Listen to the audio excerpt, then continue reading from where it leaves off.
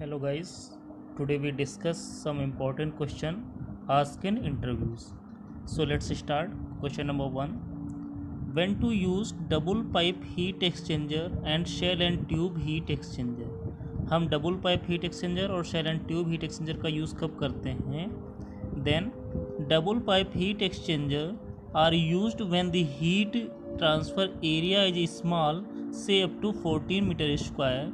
If we connect them in series to increase the heat transfer area, it will require much space as well as the pressure drop will be higher due to more fittings.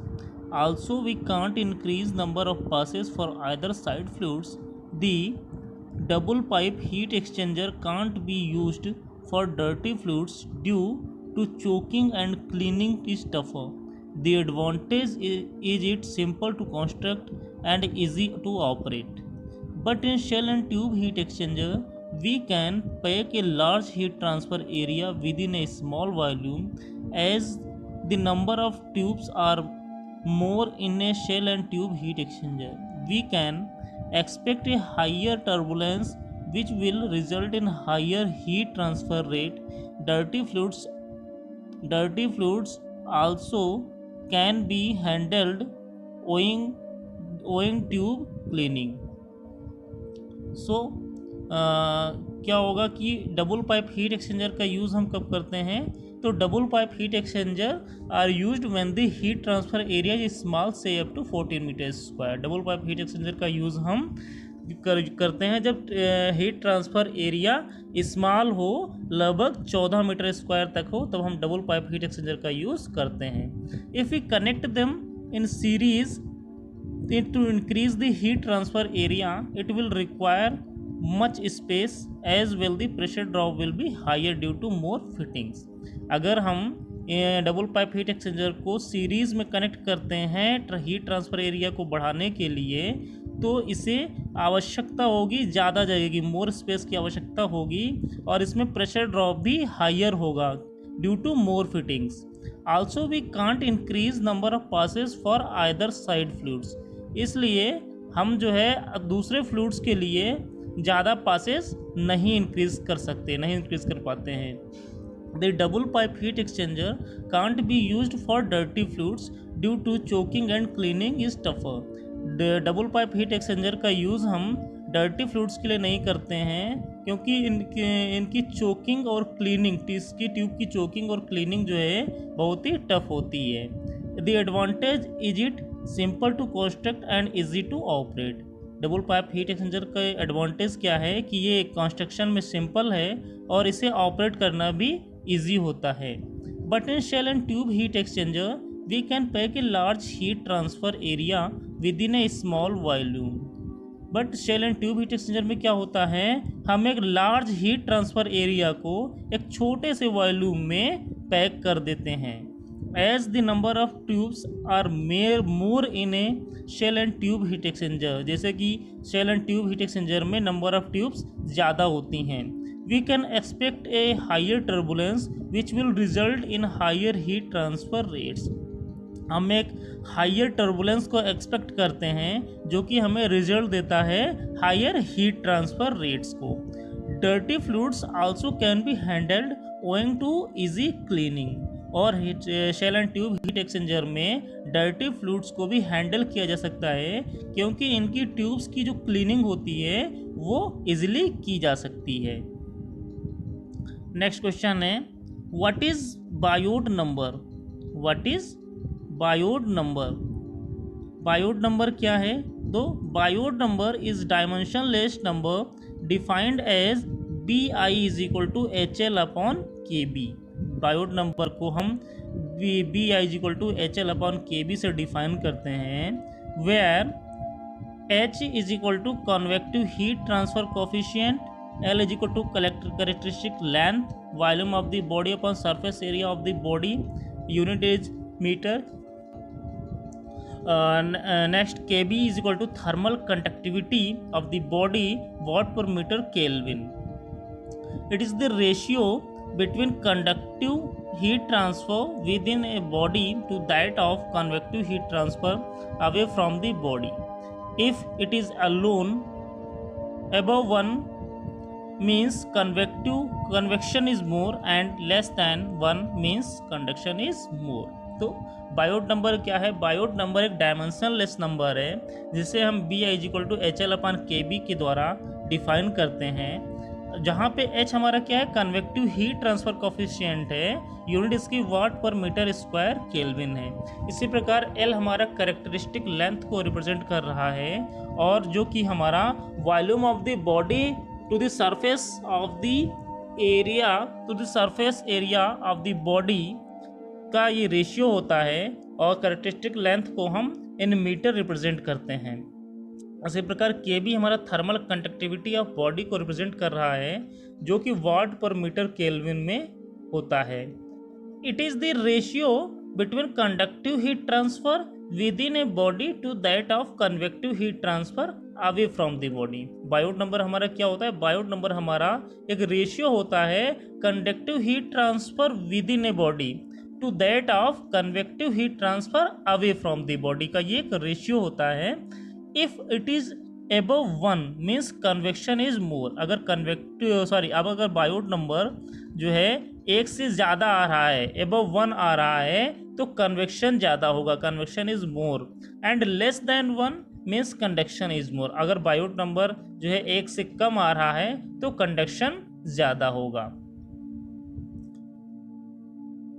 Next, what should be the pressure to be taken for pipe and reactor before put in service? For pipe, the test pressure should be double the proposed application, and for reactor, test pressure should be 1.5 times the reaction pressure. तो tubes और reactors को service में लाने से पहले उनका जो testing pressure होता है वो क्या होता है, कितना होता है? तो for pipe the test pressure should be double the proposed application. तो पाइप को सर्विस में लाने से पहले उसका जो टेस्टिंग प्रेशर होता है वो डबल होता है। अगर कोई पाइप 10 बार का प्रेशर बियर कर सकती है तो उसका टेस्टिंग जो है 20 बार पे होगी। इसी प्रकार for reactors test pressure should be 1.5 times the reaction pressure, और जो है रिएक्टर का जो टेस्टिंग प्रेशर होता है वो उसके रिएक्शन प्रेशर के जो है 1.5 टाइम ज़्यादा होता है, 1.5 गुना होता है। Next, which liquid should be on shell side of a shell and tube heat exchanger and why? तो shell and tube heat exchanger में शेल साइड में कौन सा लिक्विड जो है फिलअप किया जाता है और क्यों? Which liquid should be on shell side of a shell and tube heat exchanger and why? Then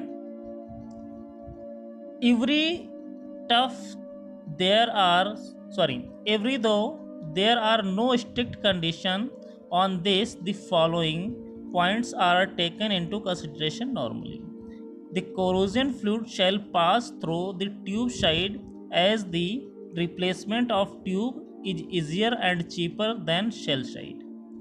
The toxic hazardous fluid shall pass through tube side, because in case of any leakage it would not get exposed to atmosphere.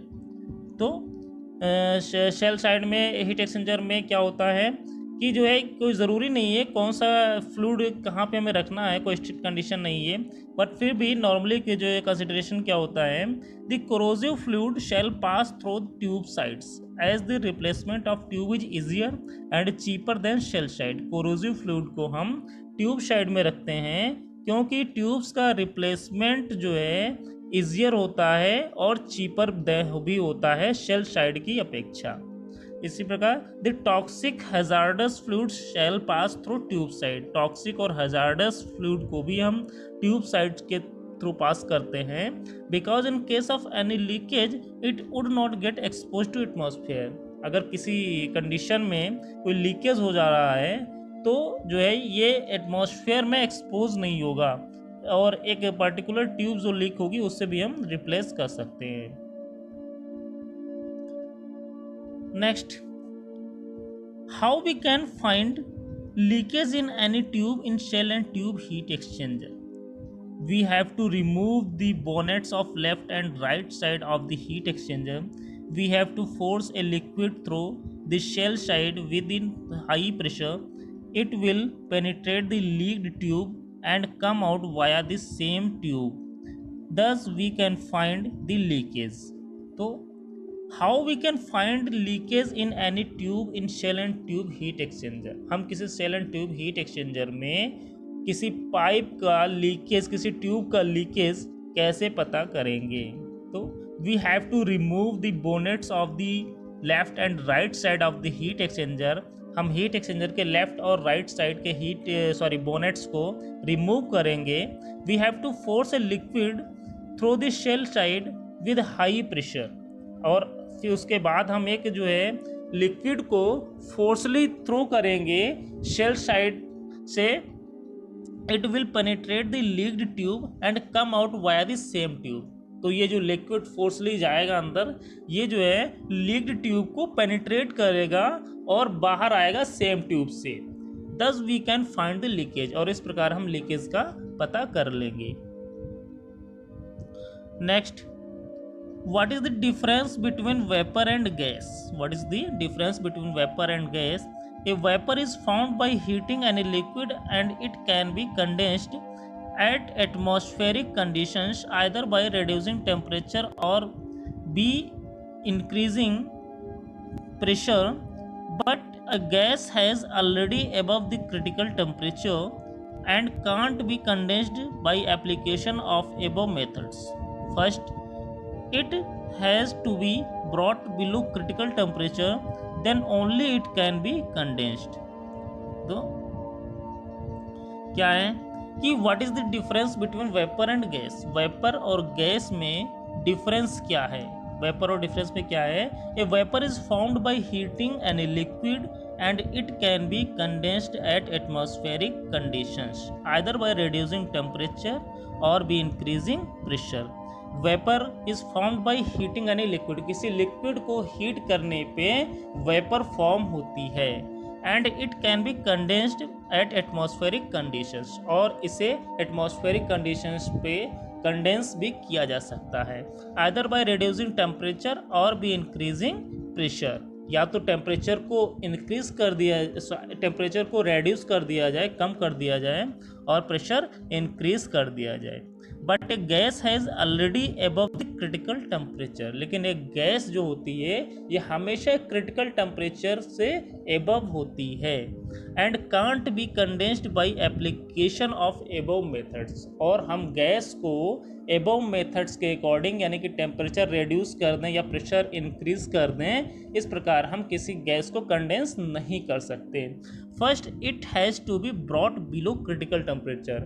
First तो हमें किसी भी gas को उसके critical temperature से below लाना पड़ेगा, कम लाना पड़ेगा. Then only it can be condensed. तभी हम किसी गैस को कंडेंस कर सकते हैं.